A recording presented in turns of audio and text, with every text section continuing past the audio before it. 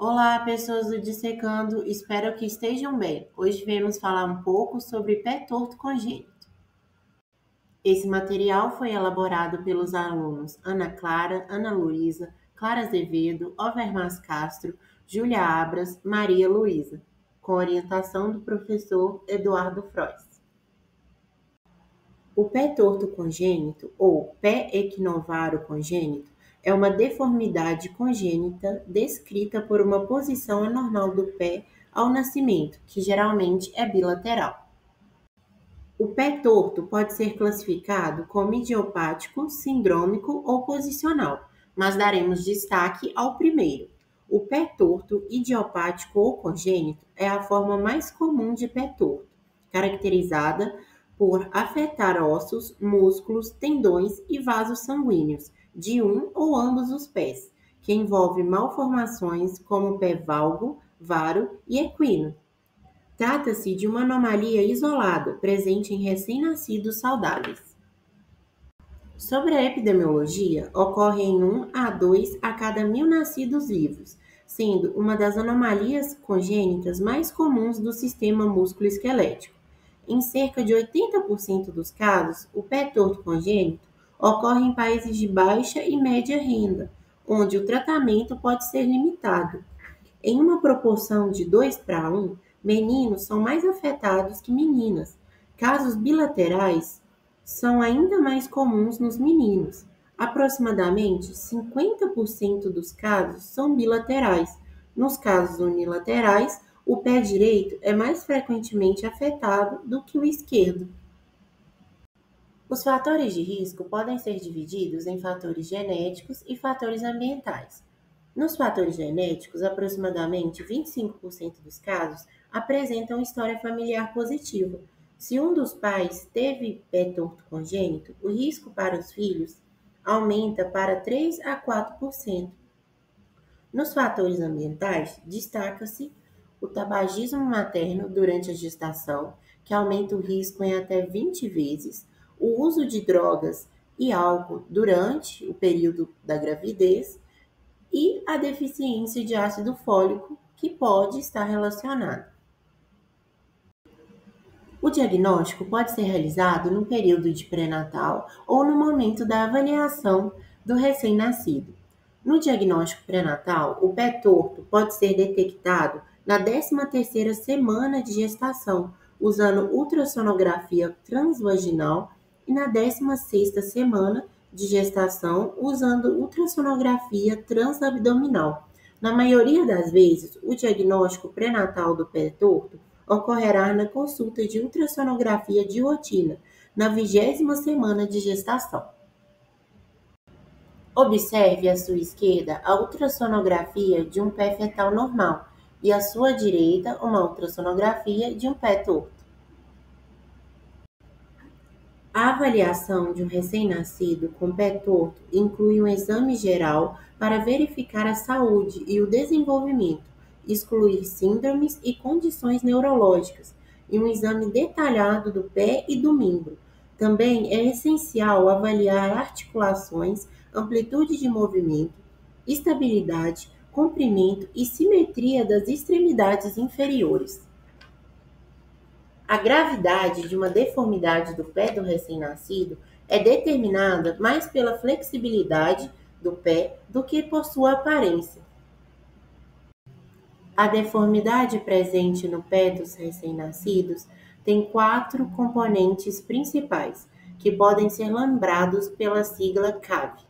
O médio pé tem um arco alto, cavo. O antepé é virado para dentro, ádutto. O calcanhar é virado para dentro, varo, e o retropé é apontado para baixo, equino.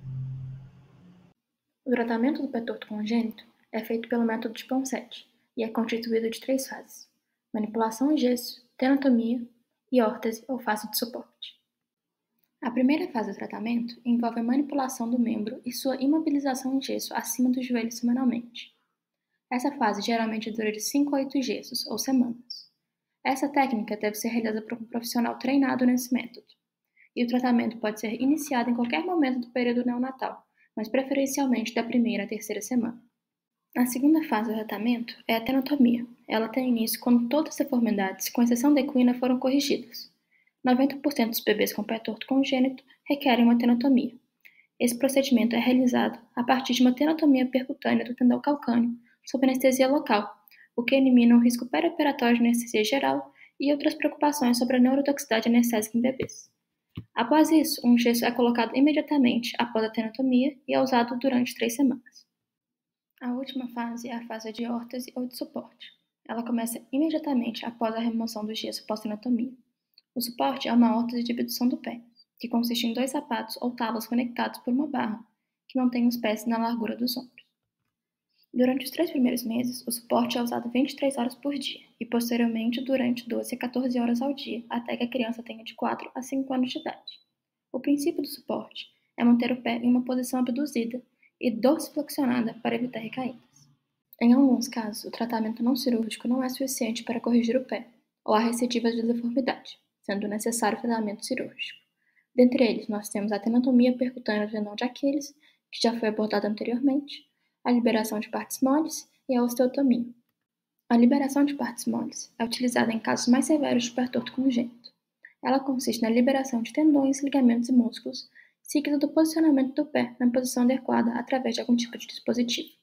Um gesso é utilizado para manter o pé na posição adequada, enquanto ocorre a cicatrização das partes moles.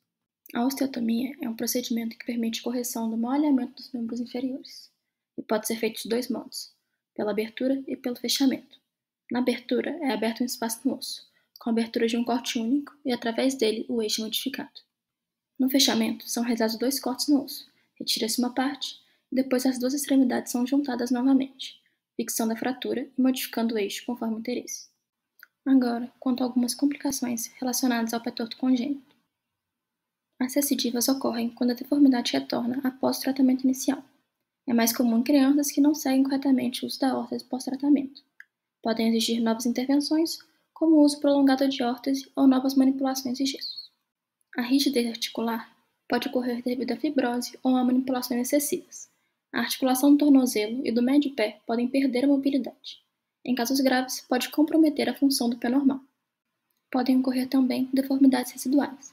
Algumas crianças podem manter pequenas alterações, como pé varo ou equino leve. Normalmente não causam grande impacto funcional, mas podem exigir tratamento adicional. Em casos mais acentuados, podem precisar de cirurgia corretiva. Outra complicação é a dificuldade com a utilização de calçados. O formato do pé pode tornar difícil encontrar sapatos adequados.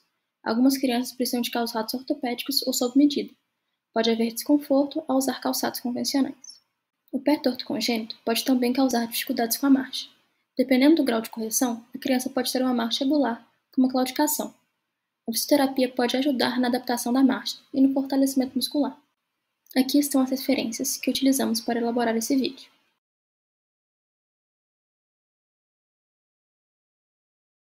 Por hoje é isso. Obrigado por assistir ao vídeo. Se gostou do conteúdo, lembre-se de curtir, comentar e compartilhar. Até a próxima!